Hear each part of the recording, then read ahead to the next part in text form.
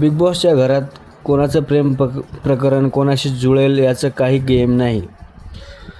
प्राजक्ता शुक्रे आणि करण सोनवणे यांच्यात मैत्रीपलीकडे काहीतरी असल्याचं आता बोलले जाते. अगदी बिग बॉसने सुद्धा हे हरलंय. करण आपल्यापेक्षा 7 वर्षांनी मोठ्या असलेल्या प्राजक्ता शुक्रेच्या प्रेमात पडलाय असंच दिसतंय. आता तो हे खरं करतोय की पब्लिसिटी हे माहीत नाही, पण चाहत्यांना ही जोडी काही फारशी आवडली नाही. मी करणमुळे बिग बॉस मराठी बघायला लागलो, पण याचं काहीच गेमच नाही. मुलीसारखा प्राजक्तासोबत फक्त बीचिंग करत राहिला आणि मी विशाल आणि टोळीचा फॅन झालो. फोकस इंडियन ना फुसकी इंडियन नाही भंगार जोडी.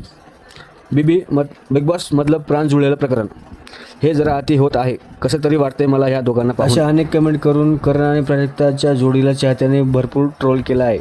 ही जोडी बिग बॉसच्या घराच्या बाहेर चालेल असं काही वाटत नाही आहे. एका लेटेस्ट एपिसोडमध्ये विशालने संपूर्ण बिग बॉस समोर आणि अख्ख्या महाराष्ट्रासमोर आपल्या प्रेमाची कबुली देत म्हटलं आहे की हो, मला सुद्धा रुचिता आवडते. विशाल गेमसाठी करतोय की त्याचं खरंच प्रेम आहे देवालाच माहीत, पण चाहत्यांना ही जोडी आवडत नाही.